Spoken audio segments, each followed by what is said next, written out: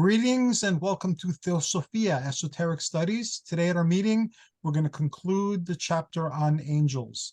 I will summarize my contribution, then we'll go to each of our guests and they will share what they know about angels, either personally or through their reading.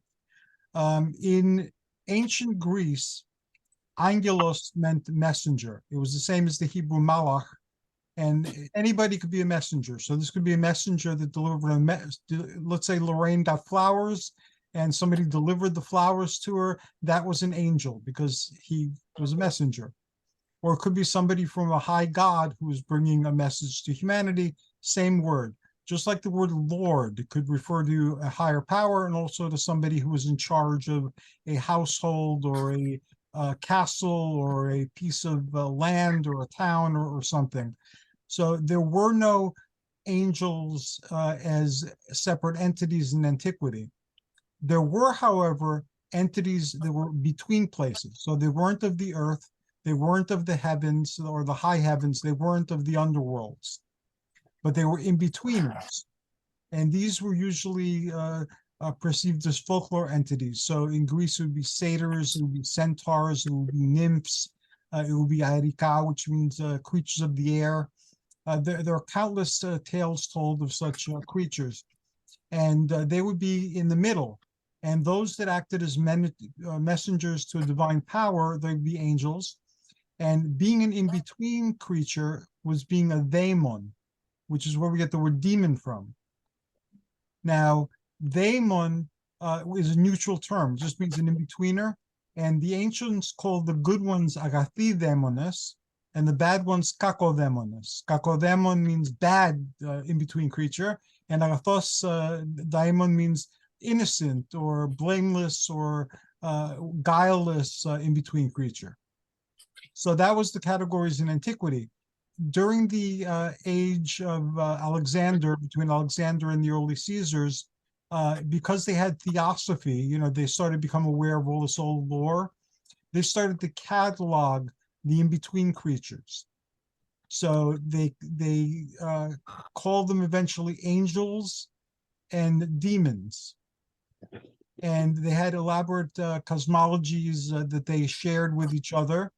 And these are remarkably consistent because, again, they'd started to codify their theosophical teachings. But that's how angelology and demonology came about. And I've had many encounters with glowing beings, but not many of them purported to be angels. Most of them, to me, the ones that talk to me anyway, take the guise of pagan gods and goddesses. And they've indicated on more than one occasion, and it's confirmed by the mythology and the theosophical literature, that they could look like anything you want them to look like. The purpose is to communicate, so they're going to assume a shape that is comfortable and allows them to communicate with you. And if that is being a biblical angel, they'll be biblical angels. If that's being one of the mythic spiritual beings, they'll be a mythic spiritual being. It doesn't really matter to them. A lot of people take this as they're being deceptive, but no, they're using guys to communicate. And if you think about the different roles that you have in your life, like you would communicate one way to your significant other, you would communicate another way with your friends, you communicate another way with the people in your office where you work. Are you deceiving people by being slightly different in each of these places? Each place demands certain requirements, and you're meeting the requirements in order to function there and to communicate. If you worked in a professional office and you went in there dressed like a beatnik, see, I'm old, then they might not relate well to you, they might not communicate with you, they might not trust you. But if you went dressed up in a suit and, your hair is how they expect it to be, then they're more likely to trust you because you conform to what they expect in a fellow worker. So it's the same thing with the denizens from above and the denizens from below. If they look like something that we're familiar with and comfortable with, they will, in order to communicate with us. So I shared that, and then other people have shared their experiences with angels and their study with angels. So we'll start the other way now. Tilly, how do you feel about angels, and do you have any angel experiences to share? That is a great question. Thank you for starting with me.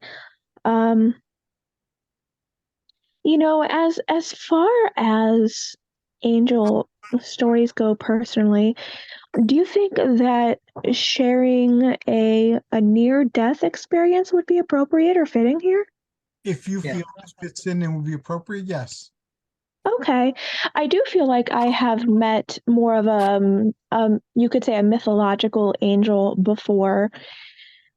And then I also have my own theory on what one could say angelhood is, although it may not quite fit into perhaps what people here are expecting. But of course, I'm happy to let the audience decide for themselves. Okay. To start with the story, however, I have been handling some severe health issues for quite a while now, I'm sorry. unfortunately. Well, thank you very much. It's getting much better, thank goodness now, though. In April of this year, I had just a bad week, and I was feeling rather sick, rather faint. I was having a lot of trouble just functioning that day, so I decided I would lie down and take a nap. Um, in the middle of the nap, I had this very strange physical feeling. I started having odd, lucid self awareness, which, if you're asleep, typically you don't really have that. And I'm not much of a lucid dreamer myself. So it was just odd, to say the least. Started feeling buzzy and becoming self aware. And then all of a sudden, I was outside of my body and I was in this gorgeous velvet black, I would say, bubble room or bubble realm. And there was a woman there. I could not see her no matter where I looked around, which I didn't have eyes anymore. I could just see everything at all points. But she was there with me and she was singing. She had the most beautiful voice I have ever heard in my life. She had the smoothest, richest, most ethereal voice I've ever heard, and it was accompanied by the most expert guitar playing that I've ever heard. And usually I'm not necessarily one for the guitar, but this heavenly guitar paired with her voice put everything else that I'd ever heard to shame. And she was there singing notes.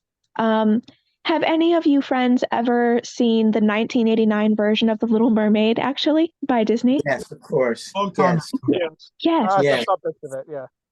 Excellent. So, do you recall the part where Ariel is turning her voice over to Ursula and she's Yes. singing to put her Yes. voice into the shell? Okay. Her voice was exactly like this, except a little bit slower and a little bit smoother and richer in body. And she was singing to me with this beautiful guitar, and it filled everything that I could hear. And then she just dropped in knowledge for me where she said, essentially, you're at the point where you have completed all of your contracts and you're suffering at human hands for no reason. If you want to come home, you can come home now. I will take you there and no one will hold you at any fault. And although people will miss out on the opportunities to work with you, we can find you better lifetimes and better journeys and missions than the one you've been living this time around. And I had to stop and think for a while. She was extremely kind, extremely patient. I found myself having to weigh out all of the pros and the cons, and she gave me a moment to think. And she said, I have people here who can help you reset your life and your life timeline if you want to go back, but you're still going to be in pain and struggling for about a year as we get these things worked out. So she wanted me to know that I still had that to work out, that it wasn't all just going to disappear if I came back to Earth, but that if I went with them, all would be perfectly well for me, and the others would have to deal with the karma as it was. And in the end, I decided to come back. when I came back into my body, she told me that I would need to try to move my physical body in order to come back into it. And so I did. And it was honestly one of the hardest things I've ever had to do to come back here. Because I'm sure, as we know, Earth isn't exactly peaches and rainbows all the time. Oh. So, as I was kind of waking up and coming to, her music still filled my ears and my spirit for another several seconds until I was able to sit up and open my eyes. And then it had the most graceful, beautiful fade out that I've ever heard in a transition of music. And I couldn't quite believe what happened. So I had to get up and go talk to my husband. His name is Thames, and ask him, were you playing any guitar music? Any kind of singing or anything of that nature? And he swore to me no. The house was silent and there was just thunder in the background. So for myself, I like to think that I met an angel that day. Wow. Yeah, Thank you for sharing that story. That's some story. You're welcome. I hope it's helpful, maybe. If that was death, it was the most comforting, peaceful, merciful experience I've had perhaps in my life. I had a similar NDE. There wasn't a lot of music in mine, but I had an Oh. NDE, and I was asked if I wanted to continue. I was told I basically finished what I needed to, do what I agreed to do before I came here. And I said, of course, I'm staying here. It's like a million things I still have to do that I'd like to do. So I can't blame the universe. I can't feel any victimhood because I decided I wanted to be here. So Right. it's my fault because Oh, I decided to be here. sorry. No, go ahead. I was going to say I completely empathize with that and sympathize with it. For me, I think perhaps as you get to know me, I have a habit sometimes perhaps of having gotten in over my head, and I think that perhaps I'm very new to Earth. And so for me, it's been an interesting, stressful journey for me, even though I chose to come here. I think that perhaps I came here in some ignorance and in some innocence, and for myself, I feel as though I had gotten in over my head. And from the vocabulary you used, it seems you're familiar with Earth Angel or Starseed type of um, explanation. Is that true? I don't know. I think they get that. Hi, Hi, hi, you doing, Sybil. Sybil? How you doing? Hello. Hi. Hi. Hello. Sorry Sybil we're late. and Stephen, it's okay. We're filming this part, so just so you know. Okay. Okay, and we're talking about angels and experiences with angels. So Tilly shared hers first. It was a near-death experience, and now we're going around the circle, and we'll come to you after we've gotten everybody else. So now, Okay. David, have you ever had any angelic experiences or any types of NDEs or anything like that? I don't know, not maybe in what people would think of as the biblical cherub angelic angel with the wings. I really don't see them as having wings per se. I think that's kind of symbolic.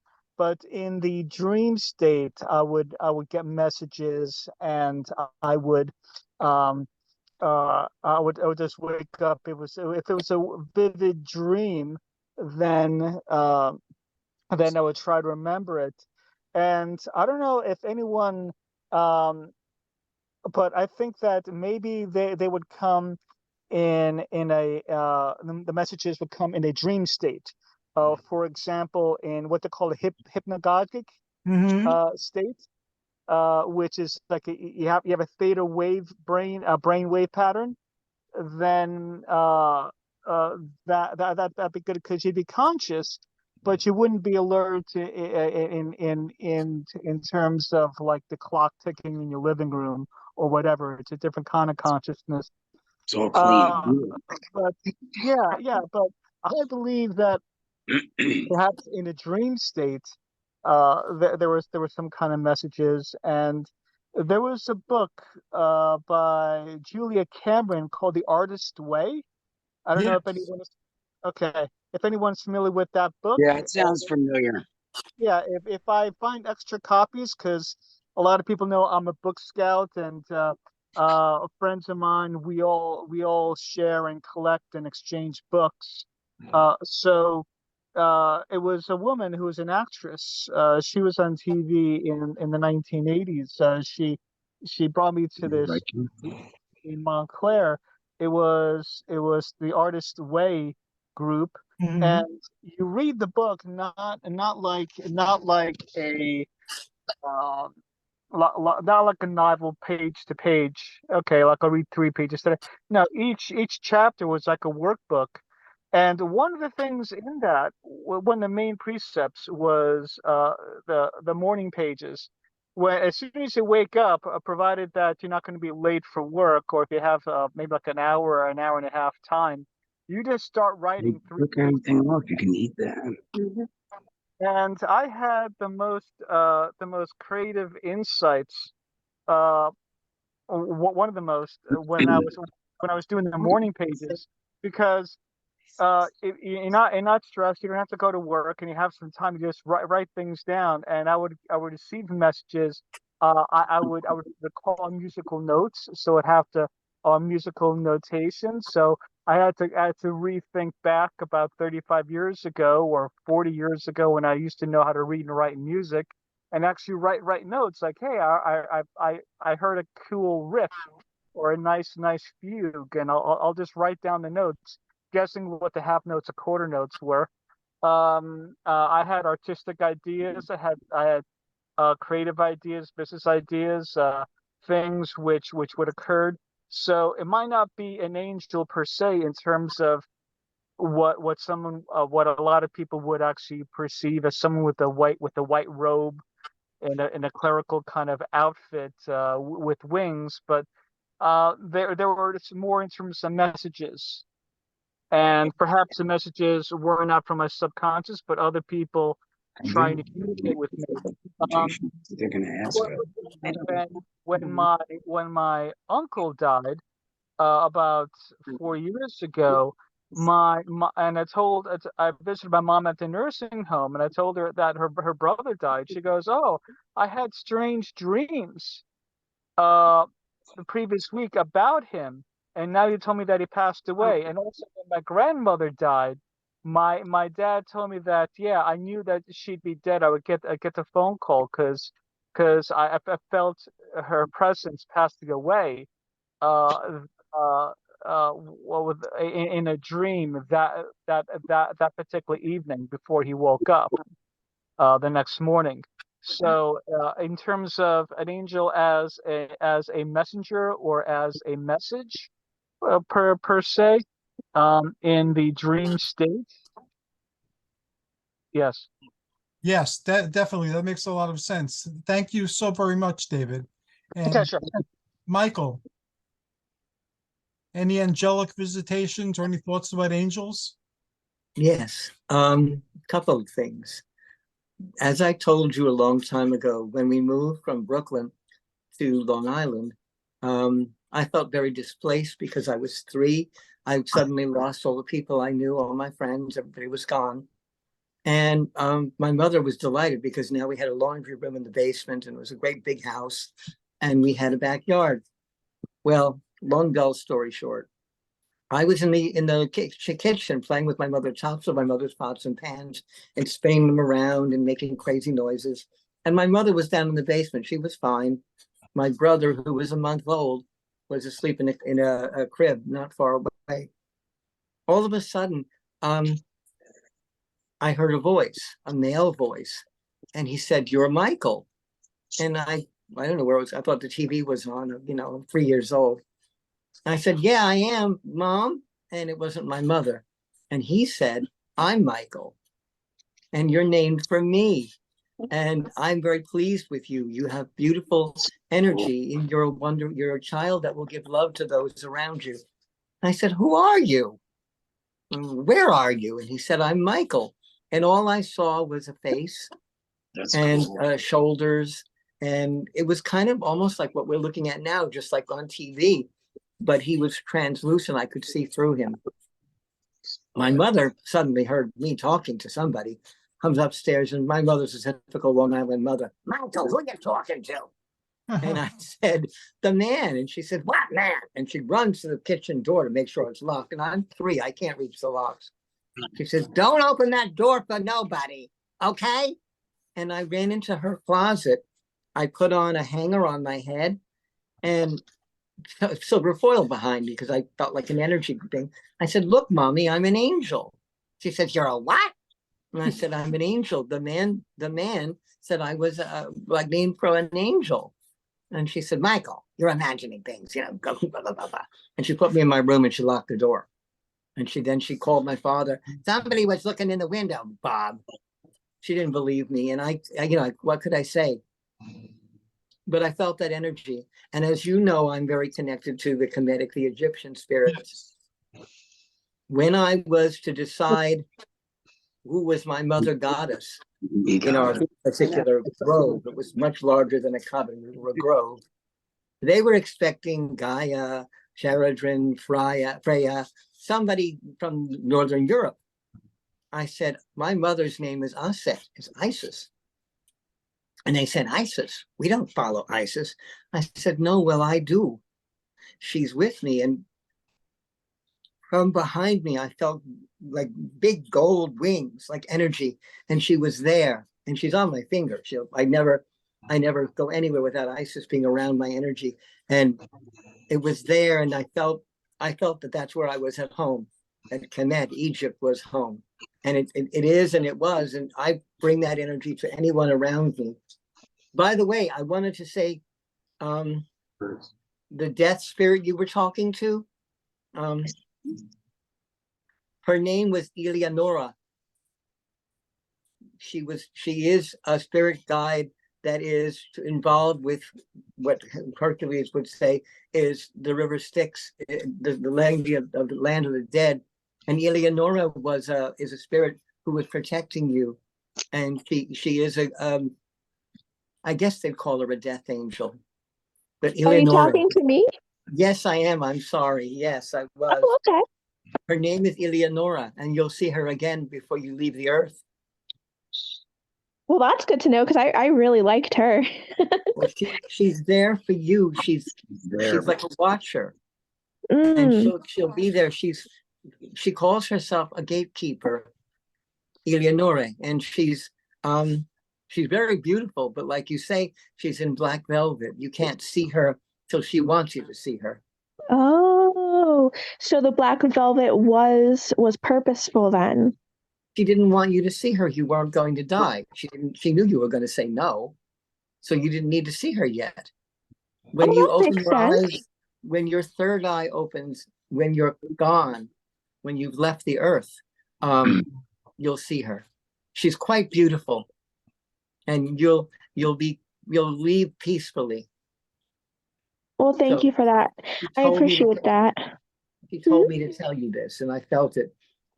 I had my cobalts in my hands when you were talking, and I was meditating, so I knew that energy was true, and I wanted to give you that story. Well, thank you very much. If you could, before we go, would you please be so kind as to write down her name, like in the chat, or like spell it for me or something? I mean, I don't want to hold up the conversation here, but I would love to learn more about that because I've never ever heard of such a person.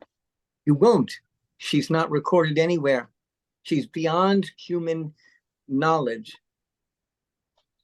And she only allowed me to do that because we're around with very high spiritual people right now who are much stronger than even I am. And I know that they're feeling the energy that I'm feeling right now, especially, you know, this is something sacred for you. Thank you. That makes sense because I have a long history of working with non-human people better than I work with human beings. So that makes all the sense to me. True. She's never been a human being. She's a spirit guide. Thank you very much, Michael. That was going to be my next question, but I think we're running out of time. So next time we get together, I'll continue with that line of questioning. Lorraine, how about you? Any angelic experiences or thoughts on angels? Yeah, I definitely have some thoughts. First off, I'd like to thank you, Tilly, for the lovely description that you gave. And you too, Michael. I'm finding a lot of comfort from your words. Oh, thank you. I'm glad. Um, the and going back to you, David, I believe like what you said with the white robes and the wings and stuff. I think that's just the way the publisher, I don't know what to say, publishers, newspapers, whatever, the people in charge have pictured that so that we would have some type of cognitive universal, that this is what an angel looks like. Okay, that's what I believe. I think that idea of the halo around, like I said, the wings and the robes, I mean, that's going back thousands of years. It's just a way of us being able to identify what that is. But I do think it's more of a spirit, and obviously they don't look like that. Okay. I don't know if angels have ever really come to me, except for one time after my mom passed, and after the grieving period, and I was driving to work. And I don't know if anybody's familiar with the Waggawa Road in Hawthorne. I worked at Hawthorne Public Schools. And something came over me, and it was almost like a daze. And I drive this road all the time. And I went right through the stop sign with the cars going like this. And my car went directly in between them. And when I realized what had happened, I snapped out of it.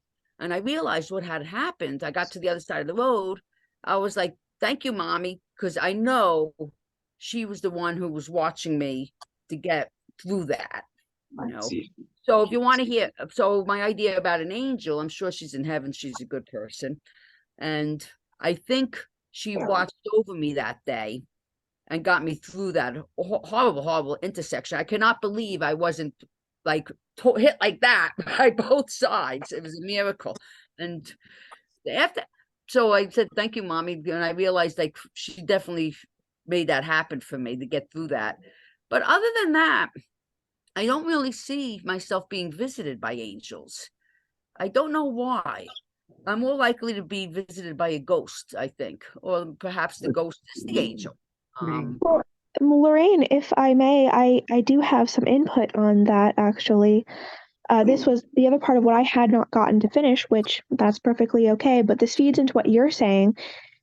I believe that anyone, whether incarnate or not, say, non-incarnate, can be an angel. I think actually that every person is an angel, but of what message is the question, and to whom?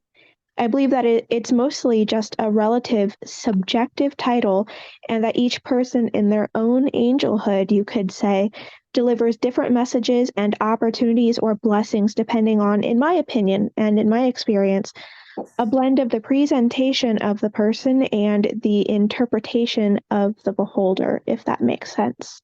Definitely makes sense. And I agree with that. Cool. Cool. Okay, And thank you. that was the other question too. If we get to it, can people we know be considered angels when they're no longer incarnate, or even when they are incarnate? And do angels incarnate? Because those are areas of a lot of debate in the communities. Some people say that angels can't incarnate. Other people said that angels incarnate all the time. It's been my experience that anything can incarnate, and often does. And I think that any person can, again, be considered an angel. But if we're talking about the religious context of angels, I personally believe that they do not incarnate here for full lifetimes like human beings do, or what I call them, human integrated people, whether human or not. But I do think that some of them will temporarily take human form and allow human people to think that they are just human, so that they can assist or even play the role of a so-called villain or bad guy in order to provide a certain blessing or opportunity that otherwise would not occur. That's my take on it. I don't see so-called good and evil. I see everything, in my own opinion, as working together holistically. Like, oh, okay, there was the 2010 movie Bedazzled. If you watched that movie, if anyone ever has, in the end, it's shown that both good, quote unquote, and evil, quote unquote, the God and the devil are working together. And that's how I see it personally. Awesome point of view, and I have to watch Bedazzled. I haven't seen it. Last but not least, we get to Sybil and Stephen. Do you guys have any angelic experiences you'd like to share, or any thoughts on angels you'd like to share? I don't have any. Okay. All right. You know, I don't have any, but my understanding of what's it called? The circle around the head of angels and everything and different spiritual entities has to do with the energy that's flowing through them.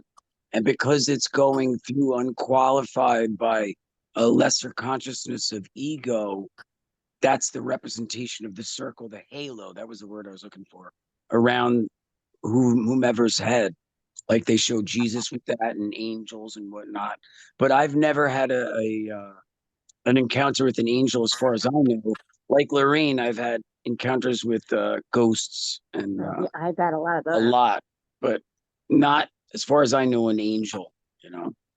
But I found, Michael, I found your story very interesting when you said that encounter you had. Now, I wanted to ask you, did that have an effect in your life, the rest of your life? Did you reflect upon that encounter?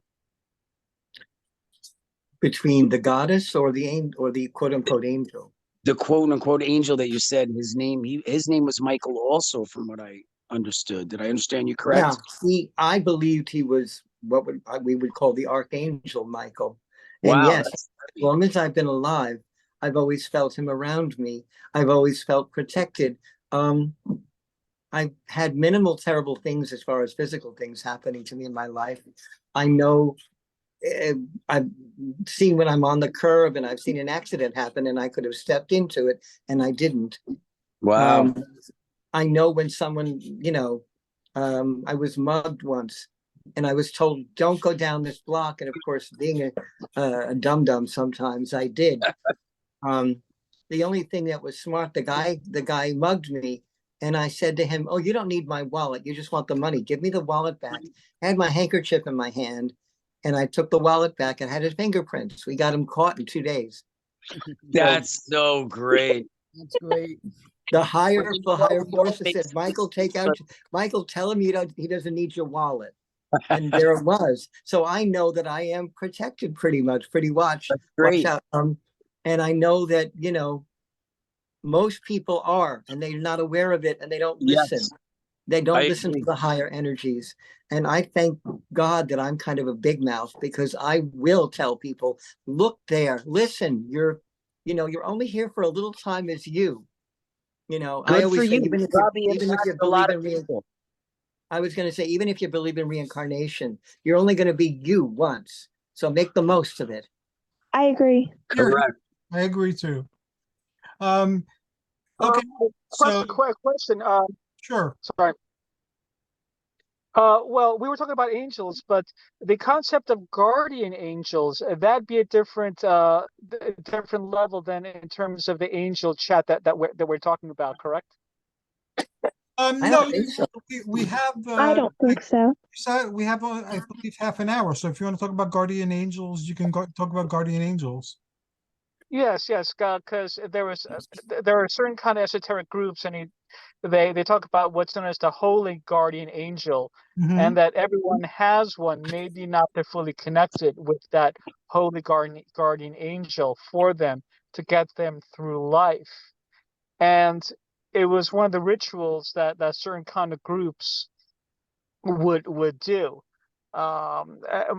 More esoteric kind of oriented kind of groups would have to invoke your holy guardian angel. So kind of like a navigator for your GPS when you're driving and you don't know the actual directions to where you want to go in your destination. You know, I totally agree with that everybody has like a guardian angel or someone to protect them. I fully believe that. I agree too. And I think that they can be, again, incarnate or non physical, or they can pop in and out of the 3D. But I do think that, generally speaking, everyone has a guardian, whether it's a person in your day to day life or someone who pops in emergencies. But I do concur. I do too. I feel like in my past, I've had many, many accidents. Even just 2 years ago, I fell down the stairs in a, stupid accident and tripped and broke my neck and both my wrists and spent a week in intensive care. I should have died that day, and I didn't. Something made me get up and get in the shower and wash my head. I smashed my head so bad on the basement that I had to have 45 stitches put in it, and the plastic surgeon said he could see right into my skull. Oh no. And I should have. It's okay. I should have died that day. And Yeah, but you're meant to be I here. think somebody got me up to do it, and I think probably Yep. was a guardian angel because obviously my life's not done. I mean, I have a 90-year-old dad I got to take care of, and a husband, and well, he You does had a good work job to taking do, care of Lorraine. himself. You had Huh? work to do. You had work to I have do. work You to do. weren't That's done right. I have yet. work to do. And Yeah. but in the past, I've had serious car accidents. I had a serious car accident when I was 17, and I should have died then too, and I didn't. I'm glad you So I said think that, Lorraine. definitely somebody is watching over me. Separate from the story I told you before, because that I know was my mother. I know it was. I can Right. feel it. I just I have some thoughts. The world seems so crazy now. You watch videos of people freaking out on airplanes, people freaking out in stores, just kind of going rabid and, throwing tantrums that are unbelievable. Where are their guardian angels? I mean, the whole world needs to calm down a little bit and treat each other with respect and, have pleasant thoughts. And I just wonder if the guardian angels are out there and angels in general are out there, what's going on with these people that they're so out of control? Because they're They're giving Just put into out there, just disconnected. put it out there, Lorraine, they're giving into hate. They're giving Yep. into hate. They're giving into the wrong vibration. And they Correct. like, some of these people like that vibration. They're not working with both sides. They're working with what I would call the dark side. And I don't mean that in a Christian or Muslim or Jewish tradition, Yeah. or any other tradition that would say, demon. It's that this energy, this vibration of anger, it gives them strength. It also frustrates them and aggravates them, but they feel like they have, their rage gives them strength. And so they get angry and they get crazy. And inside, part of them is saying, this is cool. And it's not cool. And that's what they have to learn, that harmony, positive energy is going to do better for them. And a lot of those people, as you know, don't end up so well. No, and I feel like their next life is going to be a living hell for what the things they're doing in this life. In my beliefs, if they don't have a next life, in my beliefs, that energy is moved into something else. Who knows? You got a lot of batteries out there. Maybe that's all that energy went right into a battery to help somebody do something else. But I don't believe they reincarnate. I think that their energy goes into the universe and is used in some other way that's more creative and more helpful to the rest of the universe. If I may, I personally think that perhaps we're not seeing the full picture. I think that, at least for myself, I have empathy for perhaps where some of these people are coming from, because what if, say, like it was mentioned, the woman on the plane freaking out, what if she really did see something that terrified her so much that she couldn't contain herself, even with the help of a guardian angel right there? And then two, I don't see time as very linear, to be honest with you, my friends. I see everything happening all at once. And so for me, the past affects the future, and the future affects the past, and everything is kind of blended in together. that wibbly wobbly, timey wimey stuff that Doctor Who is always talking about. That's how I Yeah, personally right. see it. So for me, I don't think that these people are always acting out of anger and ego. I do sometimes think that maybe they are seeing things that we can't see or aren't able to interpret, or maybe they are just having a genuine mental breakdown. And so I have trouble villainizing them, truthfully. Outside of that, I think that without these things happening, so this is how I see it. Let's say that that lady had the breakdown on the plane and it went viral, absolutely viral, and it broke the internet. And people began to then create chat rooms around wondering what happened or this or that. And then what if in one of those chat rooms, two people met who were, you could say, twin flames or would be a fantastic fit for each other.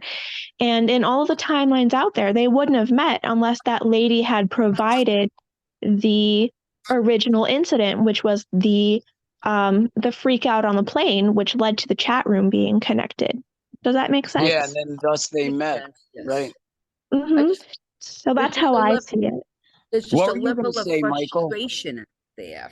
That's this It's what? underlying, the level of frustration, this underlying current that's making what would normally be, good, decent people do horrible things with the shootings and the murders and the knivings and the rapings. And we just hear about it. We're so bombarded by this stuff. And I just wonder, Mhm. where is it all coming from? And we're a bunch of like-minded people here, and we could trust each other's space here. It just, that's the one incident was the lady on the plane, but it seems to happen every day. Something else is happening. Mhm. That's true. I just wonder about it. That's all. I just feel like if they could just be a Well, little more peaceful, the world would be such a better place. I believe that we're here to learn, and it's rigged this way to expose us to certain things because everything seems to be in cycles, and sometimes the volume is higher, sometimes the volume is lower. But I believe there's a learning experience of some kind. When I used to design coping and adaptive skills programs for rehabilitation in hospitals and stuff like that, I would create work environments where they had jobs, and every job involved a certain type of stress. And I keep them there stuck until they learned how to deal with that type of stress, and then I put them somewhere with a different type of stress. Clever. It was designed to provide consistent and predictable stress. And Hercules, yes, what would you do with someone like Charles Manson, who enjoyed doing what he did and yes, inspired others to enjoy what he did? And they literally got off on it, and they've all spoken about it, those that are still alive, that's that they literally enjoyed the murder of Sharon Tate and all those other people. They enjoyed doing it. right. They got pleasure from destroying other people, and also the people finding out about that they did that, and that were mortified. They thought more people were horrified, the better they liked it. How do you explain that, and how do you rehabilitate something like that? You might not be able to rehabilitate somebody like that, but they did create circumstances that opened people's eyes in a lot of different ways.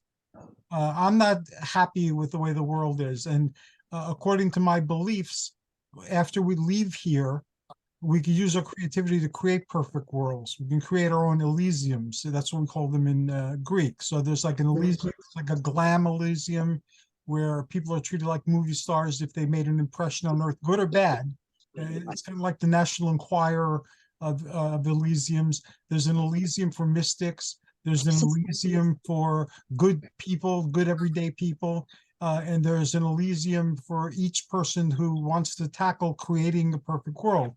And most people create the same type of world, and they stay there in Elysium until Elysium gets boring for them, which again sounds like a horrible thing if you're living in a perfect world, but that's how the concept of heavens works out in mythic. So in that concept, is that what Earth is right now? Is it the same thing? All of us are choosing kind Yes, of. yeah, Earth is something we're all creating. But people do get off on certain things, but not like Tilly pointed out, we don't see the whole picture. So sometimes people do things for reasons we can't ascertain. Like Right. for instance, the energy that I serve, the Herculean energy in Theosophy, incarnates often, not to save the world, because the world is a schoolroom, but to understand what people are going through firsthand, because I could be in charge of humanity's evolution if you can't experience what it means to be human at any particular point in time. So that Hercules incarnates continuously just to be in touch with, as a human, what are humans experiencing, what are they feeling? But within Right. that energy, there's a stillness, because all, like they said on Battlestar Galactica, all this has happened before, all this will happen again. Right. And not all bad guys are actually bad guys. Some people are here to play a role. Right. Not Yeah, some like we just ascertained, a bad thing can manifest a beautiful. Like Tilly was saying that incident on the airplane, the result there being that these two people met that otherwise might have not met. right. So I don't like the fact that people like this exist and they do the things that they do. And but I acknowledge that from where I'm standing, I don't see the whole picture. I don't know an answer. Right. It's dualistic though. So we wouldn't know good. If everything was good all the time, we wouldn't even conceive good. It would be very, very different. This realm we're in is dualistic, you know, Right. so we have good and bad, you know, positive, negative.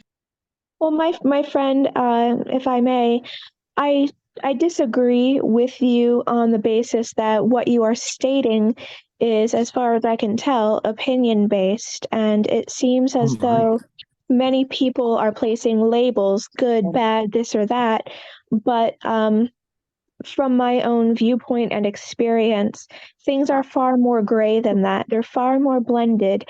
And at the end of the day, I do believe that everything works in harmony that will be revealed eventually to each of us.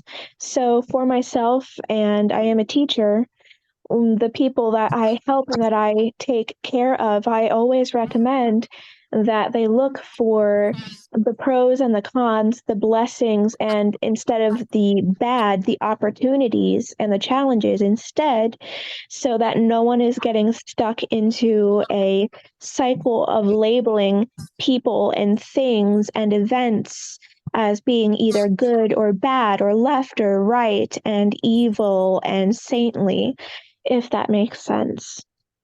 Again, Yeah. pointed out, it's a matter of opinion, and this is what this exploration is all about. We're sharing our opinions, we're sharing our best understandings.